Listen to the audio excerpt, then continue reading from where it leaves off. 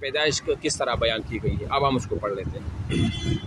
انجیل کی بیانات کے مطابق عیسیٰ علیہ السلام کی پیدائش کا واقعہ آپ نے ملاحظہ فرمایا۔ اب قرآن کریم کا طرز بیان بھی ملاحظہ فرمائے اور اپنی عقل خداداد سے خود ہی فیصلہ فرمائے کہ کس بیان میں کتنی جان ہے اور کون سا بیان حقیقت کے کتنا قریب ہے۔ چنانچہ قرآن کریم اللہ فرماتے ہیں، اے نبی صلی اللہ علیہ وسلم، اس کتاب حکیم میں مریم کا بھی ذکر کیجئے کہ جب وہ اپنے گھر والوں سے جدا ہو کر مشرق کی طرف چلی گئی اور لوگوں سے پردہ کیا تو ہم نے ان کی طرف اپنا فرشتہ بھیجا جو اس کے سامنے آدمی کی صورت میں متشکل ہو کر آیا۔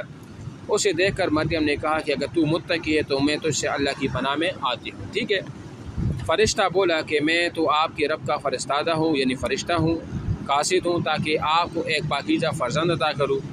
مریم نے کہا مجھے تو کسی بندے بشر نے آج تک نہیں چھوا، میرے یہاں کیسے لڑکا پیدا ہوگا، اور نہ ہی میں بدکار ہوں۔ فرشتے نے جواب دیا کہ آپ کے رب نے یہی فرمایا کہ وہ مجھ پر آسان ہے، اس سے وہ اسی طریقے سے اسے پیدا کرے گا، اور ہم اسے لوگوں کے لیے اپنی قدرت کی ایک نشانی اور رحمت کا ذریعہ بنائیں گے اور یہ کام ہو کر رہے گا۔ بہرحال اسی طریقے سے جو ہے نا حضرت مریم علیہ السلام کا بچہ حضرت عیسیٰ علیہ السلام پر پیدا ہو گیا۔ پھر یہودیوں نے ان کو ملامت کا نشانہ بنایا، معاذ اللہ زناکار بھی کہا، برا بلا بھی کہا، وغیرہ وغیرہ۔ قرآن میں اس کا تفصیلی ذکر وہاں پر موجود ہے۔ ٹھیک ہے، اب آپ نیچے دیکھیں نا حضرت عیسیٰ علیہ السلام کی مختصر حالات یہ ہم ٹھیک ہے اس کو پڑھ لیتے ہیں تاکہ آپ کو یہ نقشہ جو ہے نا وہ واضح ہو جائے۔ ٹھیک ہے، اس کا جو ہے نا وہ عیسیٰ علیہ السلام کے بارے میں جو مختصر حالات وہ پڑھ لیتے ہیں۔ روایت سے حضرت عیسیٰ علیہ السلام کے حالات زندگی پر کوئی خاطر خواہ اور تفصیل روشنی نہیں ڈالی جا سکتی، البتہ اسرائیلی روایات میں سے اس کے متعلق مفصل مواد موجود ہیں، لیکن اس پر آنکھیں بند کر کے اعتماد کرنا کسی صحیح صورت تک بھی صحیح وہ نہیں ہو سکتا۔ ٹھیک ہے نا، اب ہم اس کو پڑھ لیتے ہیں۔ چنانچہ اسرائیلیات سے معلوم ہوتا ہے کہ حضرت عیسیٰ علیہ السلام نے ابتدائی طور پر تعلیم گھر ہی میں حاصل کی۔ یوسف حضرت مریم کے منگیتر نے انہیں متبرک اصول سکھائے۔ اس کے علاوہ صبح و شام کی عبادت کے متبرک طریقے انہوں نے اپنی والدہ سے سیکھی۔ اس طرح وہ یہودیوں کی مجالس، سبت، ہفتہ وار مجلس میں اپنی والدہ کے ساتھ بڑی پابندی سے شرکت کرتے تھے۔ مختلف اناجیل میں حضرت عیسیٰ علیہ السلام کی بچپن کے واقعات کو بطور معجزہ بیان کیا گیا ہے۔ چنانچہ اس روایات کے مطابق حضرت عیسیٰ علیہ السلام کی عمر 12 سال کی ہوئی تو وہ حضرت مریم اور یوسف کے ساتھ یروشلم چلے گئی، یعنی یروشلم فلسطین۔ وہاں سے واپسی پر اتفاقاً عیسیٰ علیہ السلام ان سے بچھڑ گئی۔ حضرت مریم اور ان کا منگیتر انہیں تلاش کرتے ہوئے دوبارہ یروشلم آئے، اور تو انہوں نے استادوں کے درمیان بیٹھا ہوا باتیں سنتا ہوا اس کو پایا کہ وہ وہاں کسی لوگوں سے کچھ سیکھ رہا تھا۔ ٹھیک ہے نا، حضرت عیسیٰ علیہ السلام کی جوانی کے حالات اسرائیلی روایات بھی مفصل طور پر بیان نہیں کر سکے، البتہ اتنی بات ضرور موجود ہے کہ یوسف کے انتقال کے بعد حضرت مریم کنعان چلی گئی۔ ٹھیک ہے، اور حضرت عیسیٰ علیہ السلام نے معاشی ضروریات کی تکمیل کے لیے بڑائی کا پیشہ جو ہے نا وہ اختیار کیا۔ اب آپ یہاں بھی یہ بھی انڈر لائن کرو کہ عیسیٰ علیہ السلام جوانی میں کون سا پیشہ، بڑائی کا پیشہ جو ہے نا وہ اختیار کیا کرتے تھے۔ پھر 30 سال کی عمر یوحنا سے آپ نے بپتسمہ کروایا، یہ بھی MCQ انڈر لائن کر دیں۔ اسرائیلیات کے مطابق آپ نے یوحنا سے مراد کون ہے؟ یحییٰ علیہ السلام ہے، آپ نے ان سے بپتسمہ لیا تھا۔ اس کو آپ انڈر لائن کر کے آپ لکھ دیں۔ ٹھیک ہے، بپتسمہ کیا چیز ہوتی ہے یہ نیچے اس کا ایک رسم ہے وہ ہم پڑھ لیں گے۔ ٹھیک ہے، یہی وہ زمانہ تھا جب آپ کو نبوت سے سرفراز کیا گیا۔ عیسیٰ علیہ السلام کو 30 سال کی عمر میں کہتے ہیں کہ نبوت وہ ملی تھی۔ ٹھیک ہے، حضرت عیسیٰ علیہ السلام نے اس بات کی کوشش کی کہ کسی طرح کاروباری معاملات بیت المقدس میں طے پانا بند ہو جائے۔ عیسیٰ علیہ السلام جس وقت مبعوث ہوئے 30 سال کی عمر تھی تو انہوں نے دیکھا کہ بیت المقدس کے اندر یہود جو ہے نا وہ کاروبار کرتے ہیں، بیڑ بکریاں لاتے ہیں، گائے لاتے ہیں، اور وہاں پر جو ہے نا وہ گندگی پھیلاتے ہیں۔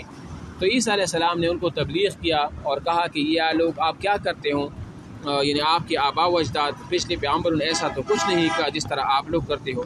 تو اس موقع پر عیسیٰ علیہ السلام نے اپنے مذہب کی تبلیغ شروع کی اور یروشلم سے واپس ہو کر گلیلی یعنی الخلیل جھیل کے کنارے ایک گاؤں میں چلے گئے اور وہاں دعوت و تبلیغ کا کام شروع کر دیا۔ ان لوگوں کو جب آپ کے پیغمبر ہونے کا یقین ہو گیا تو انہوں نے عیسیٰ علیہ السلام کے پیغام حق کو قبول کر لیا۔ ٹھیک ہے نا، اس کے بعد حضرت عیسیٰ علیہ السلام نے اپنے پیروکاروں میں سے 12 افراد کو منتخب کیا۔ یہ وہ 12 افراد ہیں جس کو حواری کہا جاتا ہے۔ ٹھیک ہے نا، جس کا مقصد یہ تھا کہ وہ آپ کی دعوت کو عام کرے، لیکن یہودیوں کو یہ چیزیں ایک آنکھ نہ بائی اور انہوں نے حضرت عیسیٰ علیہ السلام کی دشمنوں پر کمر باندھی۔ حضرت عیسیٰ علیہ السلام پر بغاوت اور کفر کا بھی الزام لگایا، تاکہ ایک رومی گورنر فینفس نے انہیں پھانسی دینے کے یہ تو نہیں ہے رومی گورنر تھا جس کا نام اگسٹس تھا یا اس طرح پیلاطیس کی کچہرے میں جب ان کو پیش کیا گیا نا تو انہوں نے پھانسی دے جانے کا حکم بھی وہ صادر فرمایا تھا. ٹھیک ہے, پیلاطیس کی کچہری میں.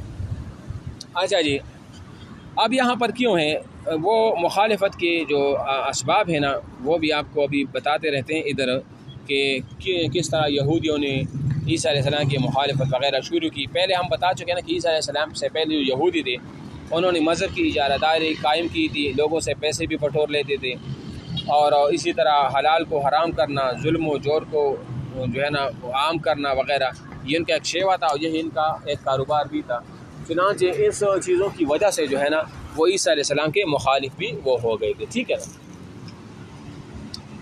اچھا جی, پھر ان واقعات کی تصدیق یا تکذیب سے صرف نظر کرتے ہوئے یہ بات ہمیشہ ملحوظ خاطر رہی کہ یہ اسرائیلی روایات ہیں, احادیث صحیحہ سے اس کا کوئی ثبوت نہیں ملتا. تاہم اتنی بات یقینی ہے کہ رومی بادشاہ کے حکم کے مطابق جب حضرت عیسیٰ علیہ السلام کو سولی پر چڑھانے کی تیاری کی جا رہی تھی تو انہیں زندہ آسمان پر اٹھا لیا گیا تھا اور وہ اب تک آسمانوں پر زندہ موجود ہیں. قرب قیامت میں ان کا دوبارہ زمین پر نزول وہ ہوگا. اب میں آپ کو چلیے اس کو یہ 2 لکیریں پڑھتے ہیں پھر میں آپ کو تھوڑا سا خلاصہ بتاتا ہوں. حدیث علیہ السلام دوبارہ نزول کے بعد دجال کو قتل کریں گے, عدل و انصاف سے حکومت جو ہے قائم کریں گے, سلسلہ ازدواج سے منسلک ہوں گے اور پھر آخر میں طبی طور پر انتقال فرما کر مدینہ منورہ میں آپ علیہ السلام کے حجر مبارک اور روضہ طیبہ میں مدفون ہوں گے. میں آپ کو ایک بات بتا دوں کہ یہاں پر جو عیسیٰ علیہ السلام جو ہے نا عیسیٰ علیہ السلام ان کے بارے میں تھوڑا سا اختلاف ہے. یہودی کہتے ہیں کہ ہم نے عیسیٰ علیہ السلام کو کیا کر دیا, صلیب پر چڑھایا تھا اور ہم نے اس کو قتل کر دیا تھا, لیکن بعد میں جب ان کا اپنا بندہ ان کو نہیں مل رہا تھا جس کی شکل اللہ تعالیٰ نے عیسیٰ علیہ السلام کے ساتھ مشابہت کر دی اور یہودیوں نے اپنے بندے کو پھانسی پہ چڑھا دیا, تو یہ جب وہ اس کمرے سے باہر آ گئے نا یہ ساری یہودی, تو بعض کہتے کہ ہم نے عیسیٰ علیہ السلام کو سولی پر چڑھا دیا تھا, لیکن جب اپنے بندے کو گنتی کیا تو وہاں پر ایک بندہ کم تھا. تو انہوں نے کہا کہ یہ کیسے ہو سکتا ہے, اگر ہم نے عیسیٰ کو قتل پر کر دیا ہے تو اپنا بندہ کہاں گیا, اور اگر اپنا بندہ سولی پر چڑھا دیا ہے تو عیسیٰ علیہ السلام کہاں گئے. تو اس لیے قرآن میں اللہ فرماتے ہیں کہ ولیکن شبہ لہم, ان پر تشبیہ ہو گیا, وہ شبہ میں پڑ گئے. تو یہ تو ان کا عقیدہ ہے یہودیوں کا. عیسائیوں کا عقیدہ یہ ہے کہ عیسیٰ علیہ السلام کو بالکل صلیب دیا گیا تھا, پھر صلیب دینے کے بعد ان کو ہم نے دفن بھی کیا, 3 دن وہ قبر میں بھی رہا اور 3 دن قبر میں رہنے کے بعد تیسرے دن وہ قبر سے زندہ جی اٹھا اور پھر لوگوں کو خوشخبری دی کہ میں نے صلیب پر قربانی دی ہے اور آپ کی گناہوں کا کفارہ میں نے ادا کر دیا ہے, اور پھر تیسرے دن بعد اللہ تعالیٰ نے آسمان کو اٹھایا ہے. جبکہ مسلمانوں کا عقیدہ ان دونوں سے مختلف ہے. مسلمانوں کا عقیدہ یہ ہے کہ ان کو نہ صلیب پر چڑھایا گیا نہ اس کو قتل کیا گیا, بلکہ وہ اس کو اسی وقت اللہ تعالیٰ نے زندہ آسمان کی طرف اٹھا لیا ہے, وہ بھی زندہ ہے, اور قیامت کے دن وہ دوبارہ ظہور ہوں گے اور وہ دجال کو قتل کریں گے, جیسے ہم نے ابھی پہلے وہ بتا دیا. سمجھ آ رہی میری بات؟